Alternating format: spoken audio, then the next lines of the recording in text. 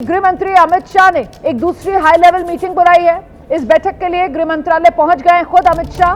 जांच एजेंसियों के अधिकारियों के साथ बैठक चल रही है। आप जानते हैं दोपहर 3 बजे गृह मंत्रालय के अधिकारियों की एक बड़ी बैठक होनी थी और अब 3:15 बजते ये बड़ी जानकारी सामने आ रही है कि खुद गृह मंत्री अमित शाह भी मंत्रालय पहुंच गए हैं और जो मंत्रालय के अधिकारी बड़ी बैठक कर रहे थे अब उसमें अमित शाह भी शामिल हो गए हैं।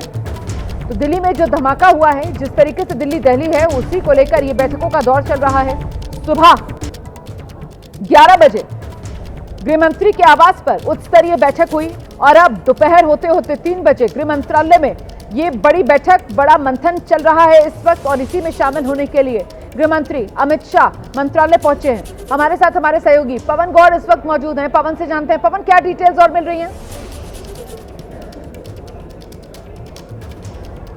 पवन से हमारा संपर्क नहीं हो पा रहा है, लेकिन आइए एक बार फिर से मैं आपको जरा जगविंदर पटियाल के पास लेकर चलूंगी। वो जिस तरीके से पूरा का पूरा नेटवर्क और उस नेटवर्क का पर्दाफाश और वो अमोनियम नाइट्रेट की खेप के लिए बाकायदा गोडाउन बना लेना, गोदाम के अंदर भर लेना, तभी तो वो 3000 किलो के आसपास केमिकल बरामद हुआ है फरीदाबाद से और फैक्ट्री बम बनाने की जो चल रही थी, ये सारा सिलसिला कितने समय से चल रहा था, इसको लेकर क्या अपडेट मिल रहा है जगविंदर पटियाल? और क्या यहाँ पर बम बनाए जा रहे थे? अभी तक अगर यहाँ पर बम बनाए गए इस केमिकल का इस्तेमाल करके तो फिर वो सप्लाई कहां हो रहे थे?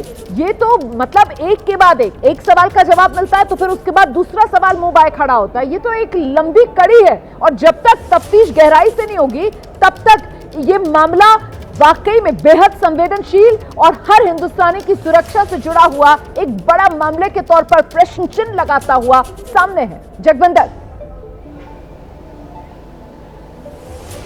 देखिए रोमाना, पहली बात है 2021 में श्रीनगर में शुरुआत हो गई जब ये लोग पढ़ते थे। दूसरी बात, जब ये रेजिडेंसी करने के लिए अनंतनाग में आए तब इन्होंने तंजीम बनाने को और इस तरह से आतंकी साजिश को अंजाम देने की प्लानिंग की और AK-47 वहां पर जमा की। अब तीसरी महत्वपूर्ण बात आपने जो पूछी कि बम कहाँ बनाए जा रहे थे और कौन बना रहा था, तो इसमें जो दौज गाँव वाली इनकी प्रॉपर्टी है उसमें फर्स्ट फ्लोर पर जो सामान मिला है उसके बाद सुरक्षा एजेंसियाँ ये मान रही हैं कि उसी प्रॉपर्टी की फर्स्ट फ्लोर पर जो है वो ये सामान तैयार किया जा रहा था। जैसे वहाँ पर टाइमर मिले हैं, सर्किट मिले हैं और कुछ इस तरह का सामान और बारामूला से जुड़े हुए कुछ पोस्टर्स भी वहां पर मिले हैं पुलिस को।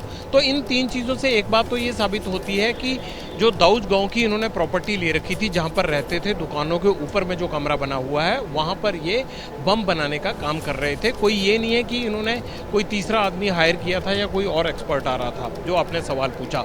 दूसरी बात रही कि वो बम इस्तेमाल कहाँ हो रहे थे, कितने बम बनाए हैं, और यही बात तो उमर मोहम्मद से पूछनी थी पुलिस को।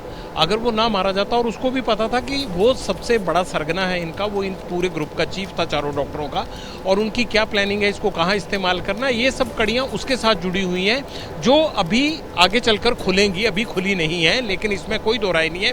इन्होंने खुद बम बनाने का काम शुरू किया था, जिस तरह के सबूत पुलिस को रेड में मिले हैं।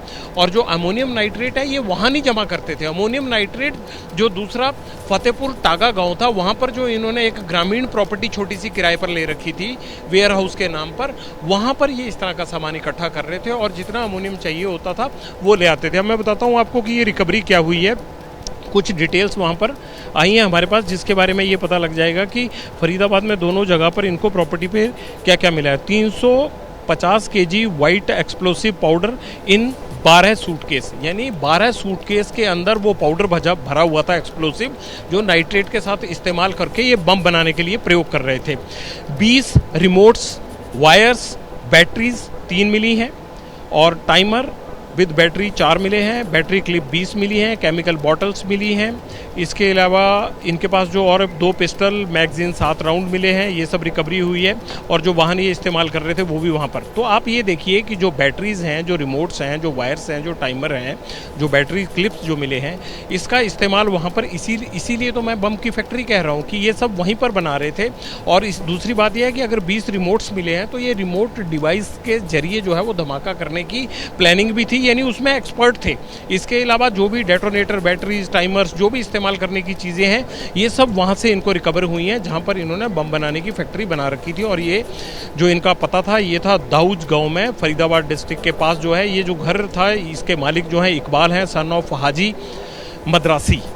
और आरओ दौज है और ये फरीदाबाद में ये है। इनका रूम नंबर जो है वो 15 बताया गया दौज गांव में। ये तमाम जानकारियां जो हैं वो एजेंसियों को मिली हैं। ये सारा सामान वहाँ से मिला है, इसलिए माना यही जा रहा है शुरुआती जांच में कि ये सब चीज़ें जो है वो फरीदाबाद में ही बन रही थी, वहीं गोदाम था और वहीं बम बनाने की फैक्ट्री थी। बहुत शुक्रिया आपका इस तमाम जानकारी के लिए जगविंदर पटियाल। तो देखिए कैसे एक के बाद एक ये बड़े खुलासे हो रहे हैं। बाकायदा बम बनाने की फैक्ट्री और उसी के लिए भरमार इस अमोनियम नाइट्रेट की गई थी। गोदाम लेकर गोदाम के अंदर ये केमिकल इकट्ठा किया जा रहा था और बड़ी साजिश थी, बड़ा षड्यंत्र था जो वक्त रहते पर्दाफाश हो चुका है।